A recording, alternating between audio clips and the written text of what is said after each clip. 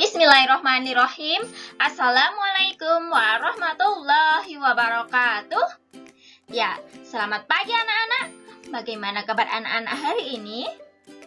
Ya, semoga semua selalu sehat ya.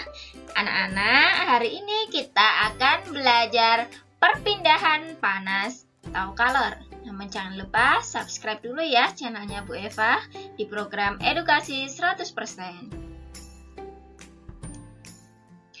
Perpindahan panas atau kalor.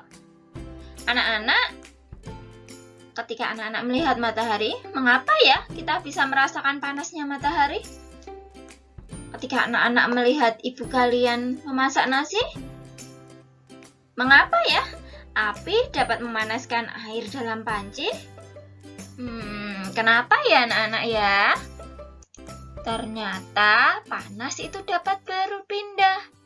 Panas dari api kompor berpindah ke dalam panci, sehingga airnya juga ikut panas.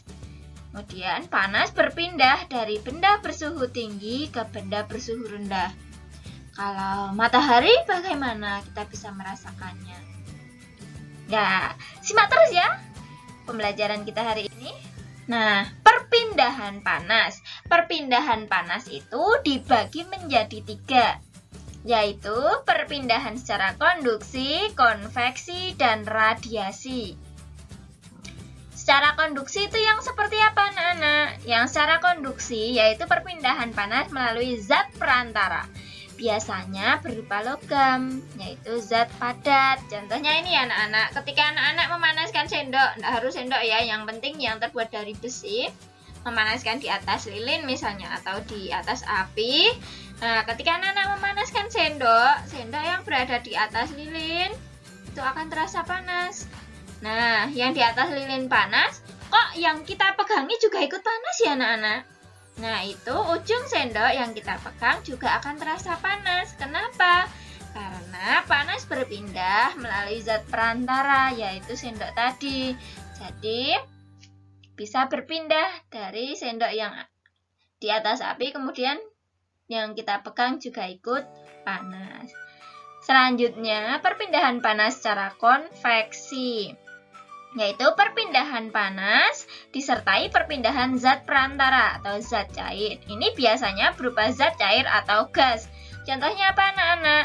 Ketika memasak air di bagian bawah itu akan panas gitu. Nek memasak air itu kan bawahnya kan api, kemudian atasnya panci. Nah, yang air yang paling bawah itu kan lebih cepat panas, nggih.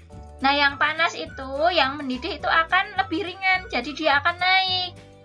Kemudian, karena yang panas naik, ada yang turun, jadi malah melebuk-melebuk. Nah, itu ya.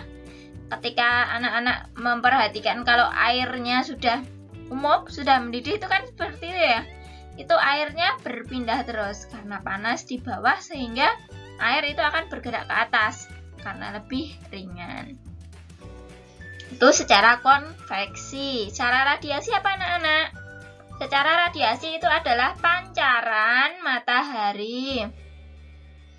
Pancaran matahari, kalau anak-anak memperhatikan ketika matahari terpancar, maka kita akan merasa hangat. Jadi kalau radiasi itu dengan pancaran, tidak membutuhkan zat perantara. Contohnya matahari, pancaran matahari langsung kita rasakan.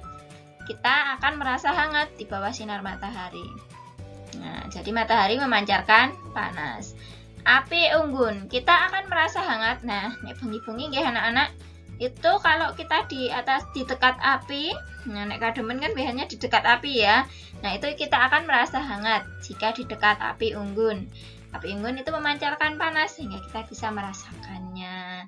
Seperti itu ya anak-anak, perpindahan panas ada 3. Apa tadi? Secara konduksi, konveksi, dan radiasi.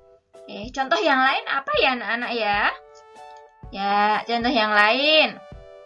Contoh konduksi yaitu di setrika listrik, setrika arang.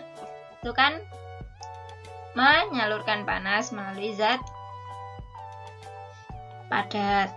Kemudian pegangan masakan akan terasa panas ketika digunakan untuk menggoreng. Nah, ini Nek napa sotil nika nggih nek ade masak nika. Nah, niku kan suasana jadi panas toh. Kita merasakan panasnya itu panas dari yang bagian yang dekat dengan wajan dengan yang kita gojekin niku. Kalau contoh secara konveksi tadi bisa zat cair, bisa zat gas. Ini contoh kalau zat gas yaitu tadi kan panas itu berpindah dari yang bersuhu tinggi ke yang suhunya rendah ke suhu tinggi. Nah, ini ada angin darat. Angin darat itu berpindah dari dingin. Nah, ini darat kan dingin nek bengi, itu ke laut. Nah, angin darat. Kemudian angin laut. Nah, angin laut itu kalau siang hari. Nah, karena panas itu berpindah dari dingin ke hangat. Nah, itu menyebabkan ini dingin ini dari laut, anginnya ke darat. Jadi ini awan nika anginnya saking laut ke darat. Itu seperti itu. Oleh karena itu, Pak nelayan kalau siang hari itu pulang karena anginnya ke darat. Jadi bisa pulang. Nah, kalau angin darat itu kan tadi dari darat ke laut. Nah, niki nek bengi nelayan itu pergi ke laut. Nah, memanfaatkan angin darat dan angin laut. Ya, seperti itu anak-anak. Kalau jadi nelayan itu yang sangat diperhatikan. Ada angin darat, angin laut. Seperti itu ya anak-anak. Tentang contoh konveksi. Kemudian contoh radiasi. Manakah yang sebaiknya dipakai di siang hari yang panas? Anak-anak, baju hitam atau baju putih ya? Ya, yang mana? Ternyata baju hitam. Kenapa kok baju hitam? Karena baju hitam tidak boleh. Nah, kalau baju hitam tidak boleh ya dipakai kalau siang hari. Kenapa? Tambah sumuk. Kenapa? Karena baju hitam. Warna hitam itu menyerap panas. Sedangkan baju putih kalau kita menggunakan di siang hari itu akan memantulkan panas. Jadi kita tidak merasa panas. Ya, seperti itu anak-anak. Pembelajaran kita hari ini tentang perpindahan panas, baik itu secara konduksi, konveksi, dan radiasi. Sekian dari Ibu. Tetap semangat dalam belajar. Assalamualaikum warahmatullahi wabarakatuh.